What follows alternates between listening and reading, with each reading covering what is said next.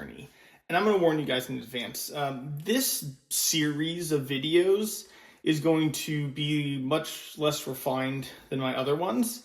It's more going to be just a conversation and a follow along as I play with this kit. And the reason for that is I'm truly in uncharted waters in terms of just things I understand. I just want to throw that out there, that this is going to be more of a conversation than it is a true build series like you're used to from me. So what are we doing here? There is a company called Robotics that makes a desktop open source wireEDM kit. I say kit because it comes with three things. It comes with the actual wire that you will use once you get the thing up and running.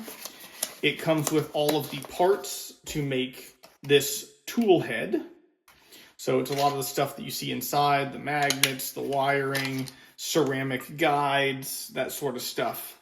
But you do print the parts associated with the actual tool head. My buddy Uberclay printed these for me, so big shout out to him and thank you. And that's what this is. And then last but not least is the actual power core. And this is the spark generator that actually connects up to this, electrifies that wire we just saw, and that does the cutting. So basically we're going to use electricity to vaporize metal. My main ultimate goal with this is to be able to use it to cut sharp corners on internal pockets. So think mag wells. This obviously is not enough height because this is the place that you can actually cut. That's not enough height in order to do any type of mag well. I need several inches for an AR or more for a pistol. But this is my learning. If I can make this work first, then I can design. There's an endoskeleton in here that you kind of can't see, but you can see a little bit of it. It's aluminum. But since I have CNC ability, if I understand this size tool head, I can order another kit. I don't even have to order another spark generator, just the kit. And then I could CNC a larger skeleton with more gap for my specific needs. And so I'm going to learn on this small standardized one. And then the hope is eventually I can grow, use it for what I'm actually interested in. But I'm already hitting some difficulties. You should probably be fairly well versed in 3D printing and have a good 3D printer if you're going to tackle this. Like I said, I had someone else print out for my wire tool head because I wanted them to be super nice. But for the VAT, I've been doing it myself, and I have a very old crummy printer. I've had it for 4+ years, and I bought it used. For those curious, this is the old gal.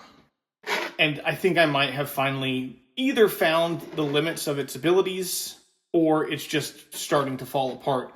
Because no matter what I do, I'm replacing thermistors, and I'm doing all sorts. It just keeps clunking out on me. So I'm kind of at my wit's end.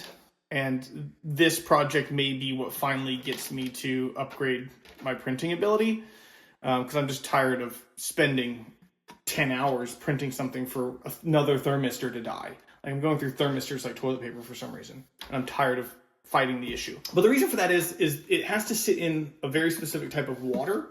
So if this was a full bath, it would sit in here like this, and let's just imagine the water's all the way up to like here.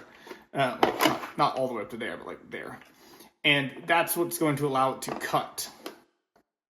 The next thing I need is, when I do finally find a way to make the vat that it sits in, I need to be able to hook that up to a motion system. This is where I'm encountering my next set of difficult decisions to make. So basically, Robotics has files available open source, and that's where this vat comes from. But they have the files available to download to completely convert specifically an Ender 3 over to wireEDM. So I picked up this absolute beater of a Ender 3, thinking that this was what I would use. And I'll be honest, they will tell you that despite the fact that they have that kit of files available for you for this, they highly, highly, highly recommend that if you are serious, to use a more serious motion system. Because the whole goal of this is just for me to learn how to use this so I can design and make a larger one, I also thought, why not be slightly less serious about my motion system to start with?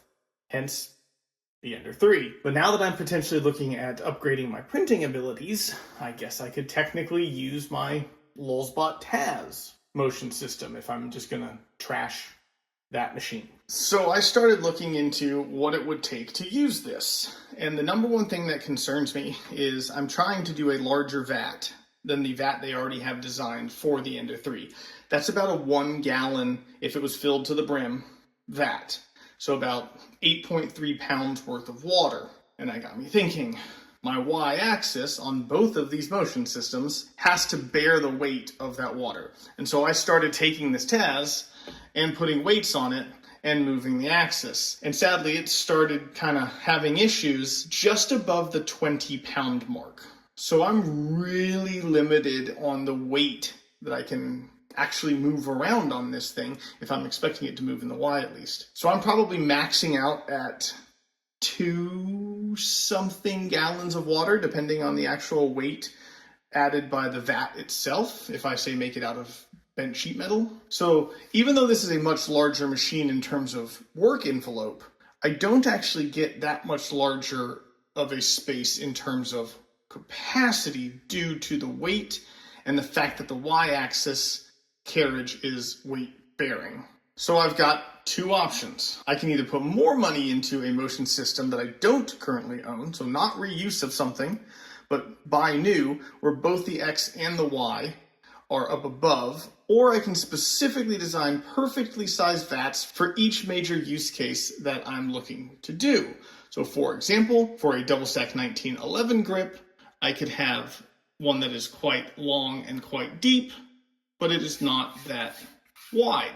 So I can limit the amount of water weight by building multiple vats specific to my use cases. That's an option. I don't know if I'm going to take it yet, but that's where I sit today.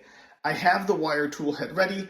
The motion system has just brought a lot of questions up on how I want to tackle this for my specific needs.